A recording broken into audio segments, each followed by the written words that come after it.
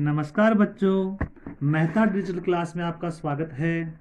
हम कक्षा 7 की जो रुचिरा पाठ्य पुस्तक है संस्कृत की वो पढ़ रहे हैं। सर्वप्रथम आज हम प्रथम पाठ पढ़ेंगे। प्रथम पाठ का नाम है सुभाषितानी। कोविड-19 के कारण आपकी कई दिनों से पढ़ाई बाधित थी, लेकिन मेहता एजुकेशन ने आपके लिए ऑनलाइन माध्यम से पढ़ाई प्रारंभ की है, क्योंकि गवर्नमेंट के द्वारा भी ये निश्चित कर दिया गया है कि किसी भी बच्चे को प्रमोट नहीं किया जाएगा। फाइनल एग्जाम आपका होगा, तो जो सिलेबस आपका कम करके जो बताया गया है गवर्नमेंट के द्वारा, माध्यमिक शिक्षा बोर्ड के द्वारा, उसी के अनुसार हम पढ़ेंगे।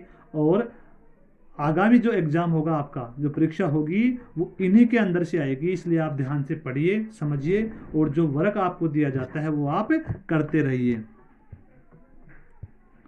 तो बेटे देखो, पढ़ाई शुरू करते हैं। प्रथम पाठ है आपका सुभाषितानी। सुभाषितानी पहला पाठ है। तो सुभाषितानी का मतलब होता है सुभाषित, यानी अच्छी वाणी। हमारे जो ऋषि मुनि है, हमारे विद्वान जो लोग थे, उनके द्वारा कई अच्छी अच्छी बातें हमें बताई गई है। उन्हीं बातों को हम श्लोक के माध्यम से आपको पढ़ा रहे हैं, और आपको ध्यान से पढ़ना है, समझना है इनको। देखो, पहला श्लोक है आपके, पृथिव्यां त्रिरत्नानि जल अन्नम सुभाषितम मूढ़ै पाषाण खंडेषु रत्न संज्ञां विधीयते। पृथिव्यां त्रिरत्नानि जल अन्नम सुभाषितम मूढ़ै पाषाण खंडेषु रत्न संज्ञा विधीयते। अब देखिए, पृथिव्याम यानी पृथ्वी पर, त्रीणि रत्नानि तीन रत्न है, यानी इस पृथ्वी पर तीन रत्न स्थित हैं। क्या क्या है? जल, अन्न और सुभाषित। एक तो जल, एक अन्न और एक सुभाषितम, यानी सुभाषित, अच्छी वाणी। सुभाषितम का मतलब क्या हो गया? अच्छी वाणी। मूढ़ई मूर्ख लोग, पाषाण खंडेशु पत्थर के टुकड़ों को अर्थात रत्नों को, रत्न संज्ञा विधीयते, रत्नों की संज्ञा देते हैं। यानी जो मूर्ख लोग होते हैं वो पाषाण के जो खंड टुकड़े होते हैं उनको रत्न संज्ञा देते हैं। हमारे विद्वान कहते हैं कि जो रत्न होते हैं, जो जैसे हीरे जवाहरात वगैरह है, उनको वे रत्न बताते हैं। लेकिन विद्वान कहते हैं कि इस पृथ्वी पर केवल तीन ही रत्न है, एक तो जल, एक अन्न और एक सुभाषित। जल के बिना और अन्न के बिना जीवन संभव नहीं है, सुभाषित के बिना रहन सहन संभव नहीं है। यानी हम जब तक अच्छी वाणी नहीं बोलेंगे तो हम इस संसार में अच्छी प्रकार से जी नहीं सकते। इसलिए सुभाषित को भी रत्न की संज्ञा दी गई है। मूर्ख लोग पाषाण के खंडों को ही रत्नों की संज्ञा देते हैं, उनको ही रत्न मानते हैं। समझ गए बेटे आप? तो देखो, पृथ्व्याम पृथ्वी पर, त्रीणि यानी तीन, रत्नानि रत्न स्थित हैं, एक तो जल, एक अन्न और एक सुभाषित। मूढ़े मूर्ख लोग, मूढ़े का मतलब क्या हो गया? मूर्ख। पाषाण खंडेशु पत्थर के टुकड़ों को रत्न संज्ञाम विधीयते, रत्नों की संज्ञा देते हैं, उनको रत्न मानते हैं। द्वितीय देखिए बेटे, सत्येन धार्यते पृथ्वी सत्येन तपसे रवि सत्येन वाति वायुश्च सर्वं सत्ये प्रतिष्ठितम्। सत्येन धार्यते पृथ्वी सत्येन तपसे रवि सत्येन वाति वायुश्च सर्वं सत्ये प्रतिष्ठितम्। अब देखिए, सत्येन धार्यते पृथ्वी, सत्य ने सत्य के लिए, धार्यते यानी धारण करती है। धार्यते का मतलब क्या हो गया? धारण करती है। पृथ्वी यानी पृथ्वी, ये जो पृथ्वी है वो सत्य के लिए ही हमें धारण करती है। सभी ही संसार के जीव जंतु है, निर्जीव सजीव जो भी है, उनको धारण किए हुए हैं। और सत्य ने तप से रवि, और सत्य के लिए ही जो रवि है, सूर्य है, वो तप से ने तपता है, जलता है। ये जो सूर्य है वो सत्य के लिए ही जलता है अर्थात तपता है, क्योंकि ये स्वयं प्रकाशित न होकर के लोगों को प्रकाशित करता है। स्वयं जलता रहता है लेकिन लोगों को उजाला प्रदान करता है, प्रकाश प्रदान करता है। इसी प्रकार पृथ्वी सबको धारण की हुई है। इनके लिए जन, अन्न, खनिज संपदा इत्यादि को धारण की हुई है। ये खुद के लिए थोड़ी है, दूसरों के लिए। तो सत्य के लिए पृथ्वी हम सबको धारण किए हुए हैं। और सत्य के लिए ही सूर्य तपता है, जलता है। सत्येन वाति वायुश्च, और सत्य के लिए ही वायु चलती है। वाति यानी वायु, वायुश्च चलना। जो है ये वायु है वो किसके लिए चलती है? सत्य के लिए। क्योंकि वायु नहीं होगी, नहीं चलेगी तो हमारा क्या होगा? हम जी नहीं पाएंगे और हमारी मृत्यु हो जाएगी, हम श्वास नहीं ले पाएंगे। सर्वम सत्येन प्रतिष्ठितम, सभी सत्य के लिए प्रतिष्ठित है, स्थित है, अर्थात यहां पर मौजूद है। सभी लोग सत्य के लिए यहां पर स्थित है, मौजूद है।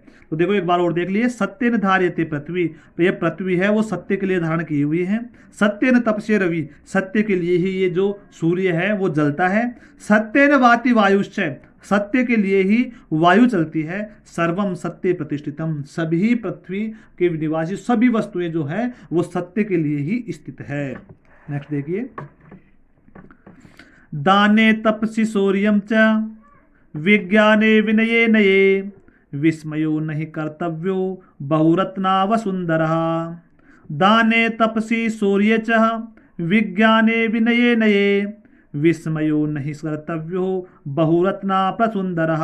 अब देखो, दाने यानी दान में, तपसी यानी तप में, तपस्या में, शौर्य यानी बल में यानी शौर्यता में, चाहे विज्ञाने विनय नये, और विज्ञान में, विनय यानी नम्रता में, नये यानी नीति में। नये का मतलब क्या हो गया? नीति में। विस्मयो नहीं कर्तव्यो, इसमें कोई आश्रय नहीं है। विस्मयो का मतलब होता है आश्रय होना। विस्मय का मतलब क्या हो गया? आश्चर्य। नहीं है कर्तव्यो बहुरत्ना वसुंधरा, वसुंधरा बहुरत्ना, कि इस पृथ्वी पर, इस धरती पर अनेक रत्नों को धारण किए हुई है ये पृथ्वी। ये पृथ्वी जो है वो अनेक रत्नों को धारण किए हुए हैं, कि दान तप शौर्य विज्ञान विनय नीतियां, ये सब प्रकार के रत्न हैं। तो दाने तप से शौर्यम च, दान में, तप में, शौर्य में, विज्ञान में, विनय में और नीति में, ये सब क्या है? ये सारे रत्नों में है। इसमें कोई विस्मय नहीं, आश्चर्य नहीं है कि ये पृथ्वी इन बहुत से रत्नों को धारण किए हुए हैं। अब देखो, सद्भिरेव सहासितः सद्भि कुर्वित संगतिम सद्भिर्विवादम मैत्रीम च नासद्भि किंचित माचरेत। सद्भिरेव सहासितम सद्भि कुर्वित संगतिम सद्भिर्विवादम मैत्रीम च न असद्भि किंचित आचरेत। अब देखो, सद्भिरेव सहासितः, सद्भिरेव यानी सज्जन, सद्भिरेव का मतलब है सज्जन व्यक्ति के ही, सहासित है बैठना, साहसित का मतलब क्या हो गया? बैठना। तो सच्चे सज्जन व्यक्तियों के साथ ही हमें बैठना चाहिए, सज्जन व्यक्तियों के साथ हमें बैठना चाहिए। सद्भिर कुर्वित संगतिम, और सद्भि यानी सच्चे व्यक्तियों के साथ भी हमें संगति करनी चाहिए। संगति का मतलब रहन सहन, मेल मिलाप, हमें अच्छे व्यक्तियों के साथ ही करना चाहिए। सद्भिर विवादम मैत्रीम च, सद्भि यानी सज्जन व्यक्तियों के साथ, विवादम मैत्रीम च, विवाद और मैत्री होनी चाहिए। यानी हमें विवाद करना है, लड़ाई झगड़ा करना है तो भी हमें सच्चे व्यक्तियों, सज्जन व्यक्तियों के साथ ही करना चाहिए। हमें मित्रता करनी है तो भी हमें सज्जन व्यक्तियों के साथ करनी चाहिए, क्योंकि जो सज्जन व्यक्ति होते हैं वो कभी भी विश्वासघात नहीं करते हैं, आघात नहीं करते हैं। वो जो भी होता है वो सामने ही करते हैं, बाकी पीठ पीछे से कोई भी उसका आघात नहीं करते हैं। इसलिए हम सज्जन व्यक्तियों के साथ ही हमें विवाद करना चाहिए, झगड़ा करना चाहिए, और सज्जन व्यक्तियों के साथ ही हमें मित्रता करनी चाहिए। न असद्भि किंचित आचरेत, जो असद्भि, जो सज्जन व्यक्ति नहीं है, जो दुर्जन व्यक्ति है, उनके साथ हमें कभी भी कोई भी आचरण नहीं करना चाहिए, कोई भी व्यवहार नहीं करना चाहिए। एक बार और देख लीजिए, सज्जन व्यक्तियों के साथ ही हमें बैठना चाहिए, सज्जन व्यक्तियों के साथ ही हमें संगति करनी चाहिए, सज्जन व्यक्तियों के साथ ही हमें विवाद यानी झगड़ा और मित्रता करनी चाहिए। हमें न असद्भि किंचित आचरेत, हमें कभी भी असज्जन, जो असज्जन यानी दुर्जन व्यक्ति है, उनके साथ किसी भी प्रकार का आचरण करना चाहिए। अब देखिए, धन धान्य प्रयोगेषु विद्या संग्रहेषु च आहारे व्यवहारे च त्यक्त लज्जय सुखी भवेत। धन धान्य प्रयोगेषु विद्या संग्रहेषु च आहारे व्यवहारे च त्यक्त लज्जय सुखी भवेत। अब देखो, धन धान्य प्रयोगेषु विद्या संग्रहेषु च, आहारे व्यवहारे चह त्यक्त लज्जय सुखी वहेत। यानी सुखी कौन रहता है, इसमें यह बताया गया है कि धन धान्य प्रयोगेशु, धन धान्य के उपयोग में, धन का मतलब होता है संपत्ति, धान्य का मतलब होता है अनाज, प्रयोगेशु यानी इनके प्रयोग में, धन और धान्य अर्थात जो संपत्ति है उसका, और धान्य यानी अनाज के प्रयोग में, विद्या संग्रह सुचय, और विद्या के संग्रह में, विद्या को इकट्ठा करने में, यानी हमारी पढ़ाई संबंधी जो विद्या है उसको संग्रह इकट्ठा करने में, आहारे व्यवहारे च, एक खाने में, आहार का मतलब होता है खाना, आहार का मतलब क्या हो गया, खाने में, व्यवहार का मतलब होता है बातचीत में, खाने में और बातचीत में, यह त्यक्त लज्जा सुखी भवेत, जो व्यक्ति लज्जा को त्याग देता है, त्यक्त लज्जा, लज्जा को त्यागने वाला, लज्जा को त्यागने वाला सुखी भवेत, सुखी रहता है। एक बार पुनः देखिए, धन धान्य के प्रयोग में अर्थात धन संपत्ति और अनाज के प्रयोग में, खाने के प्रयोग में, विद्या के संग्रह में, खाने में और व्यवहार में, बातचीत में, जो व्यक्ति लज्जा को त्यागता है वो हमेशा सुखी रहता है। क्योंकि लज्जा करने वाला व्यक्ति न तो धन का सही प्रकार से प्रयोग कर सकता, न धान्य का प्रयोग कर सकता, न अच्छी प्रकार से विद्या को ग्रहण कर सकता, न ढंग से खा सकता, और न ढंग से व्यवहार बातचीत कर सकता, क्योंकि लज्जा के कारण वो ऐसा नहीं कर पाएगा। और जिस व्यक्ति ने इन सब को त्याग दिया है, यानी किसको, लज्जा को त्याग दिया है, वो इन सभी प्रकार के व्यवहारों में, धन धान्य के प्रयोग में, विद्या के संग्रह में, आहार में, खाने में और व्यवहार बातचीत में हमेशा सुखी रहेगा, हमेशा अच्छी प्रकार से कर पाएगा। आगे देखिए बेटे, अब क्षमा वशीकृति लोके क्षमया किम न साध्यते, शांति खड़ग करे यस्य है किम करिष्यति दुर्जनः। क्षमा वशीकृति लोके क्षमया किम न साध्यते, शांति खड़ग करे यस्य किम करिष्यति दुर्जनः। अब देखिए, क्षमा वशीकृति लोके क्षमया किम न साध्यते, शांति खड़ग करे यस्य किम करिष्यति दुर्जनः। अब देखो, क्षमा वशीकृते लोके, क्षमा यानी क्षमाशीलता, वशीकृते यानी वशीकरण, इति लोके इस लोक में, यानी इस संसार के अंदर जो क्षमा है वो सबसे बड़ा क्या है, वशीकरण है, बस में करने वाला। वशीकरण किसे कहते हैं, बस में करने वाला। तो क्षमा क्या है, इस संसार में सबसे बड़ा वशीकरण है। क्षमया किम न साध्यते, क्षमा के द्वारा, किम यानी किसको, न साध्यते किसको साधन नहीं किया सकता, अर्थात कौन सी ऐसी बात है, कौन सी ऐसी वस्तु है जिसको क्षमा के द्वारा हम साध नहीं सकते, सिद्ध नहीं कर सकते। अर्थात अगर हम क्षमाशील हैं तो हम हर प्रकार की जो कठिनाई है उसको साध सकते हैं, उसका सामना कर सकते हैं। एक हिंदी में भी दे रखा है कि क्षमा बड़न को चाहिए, छोटे को उत्पात, का रहीम को घटी गयो, जो भृगु ने मारी लात।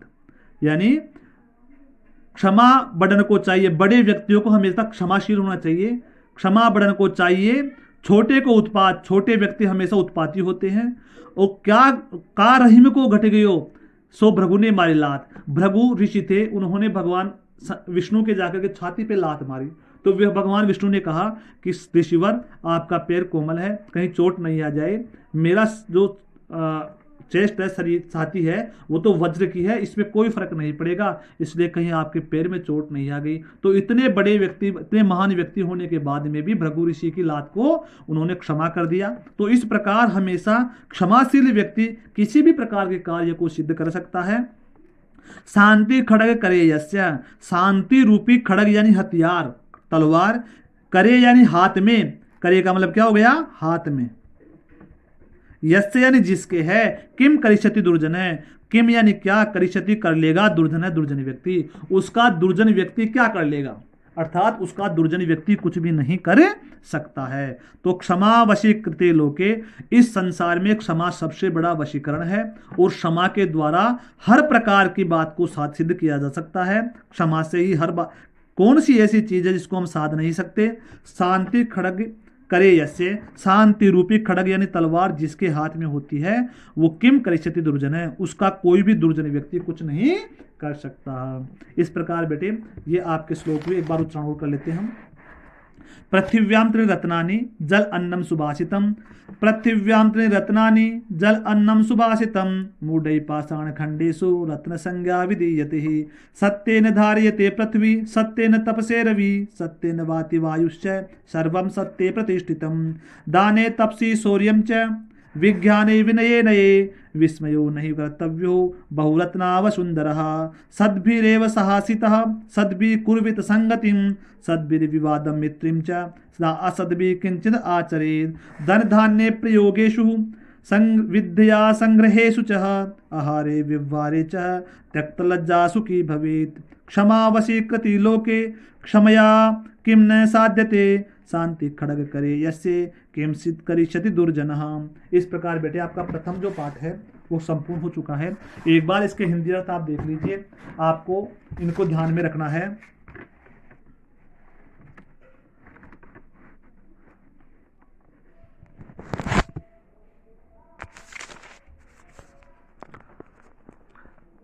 प्रथम श्लोक है, पृथ्वी पर त्रिरत्न जल अन्न व सुभाषित स्थित है, परंतु मूर्ख व्यक्ति पाषाण के पत्थरों के टुकड़ों को रत्नों की संज्ञा देते हैं। दूसरा है, सत्य के लिए पृथ्वी धारण करती है, सत्य के लिए ही सूर्य जलता है, सत्य के लिए सूर्य जलता है, सत्य के लिए वायु चलती है, सत्य के लिए सभी स्थित है, अर्थात सभी जो है वो सत्य के लिए ही स्थित है। तीसरा देखिए, दान में, तप में, शौर्य में और विज्ञान में, सज्जनता में और नीति में, इसमें आश्चर्य नहीं है कि यह पृथ्वी अनेक रत्नों वाली है। चौथा देखिए, सज्जनों के साथ ही बैठना चाहिए, सज्जनों के साथ ही संगति करनी चाहिए, सज्जनों के साथ मित्रता व शत्रुता करनी चाहिए, दुर्जनों के साथ कुछ भी व्यवहार नहीं करना चाहिए। पांचवा देखिए, धन धान्य के प्रयोग उपयोग में, विद्या के संग्रह में, आहार खाने पीने में, व्यवहार बातचीत में जो व्यक्ति लज्जा को त्यागता है वह हमेशा सुखी रहता है। छठवां देखिए, संसार में क्षमा सबसे बड़ा वशीकरण है। क्षमा के द्वारा क्या सिद्ध नहीं होता, अर्थात किया जा सकता है। जिसके हाथ में शांति रूपी खड़ग है होता है, क्षमा रूपी खड़ग होता है, उसका दुष्ट व्यक्ति कुछ भी नहीं कर सकते हैं। ये आपके इनका हिंदी अर्थ हो गया। आप इस हिंदी अर्थ को ध्यान से देखोगे, समझोगे और पढ़ोगे। एक बार इसका कठिन शब्द और देख लीजिए आप, फिर कल हम प्रश्नोत्तर देख लेंगे। चलो कल देख लेंगे कठिन शब्द भी, तो आपको इसको हल करना है अपनी HW में और याद रखना है। थैंक यू बेटे, धन्यवाद।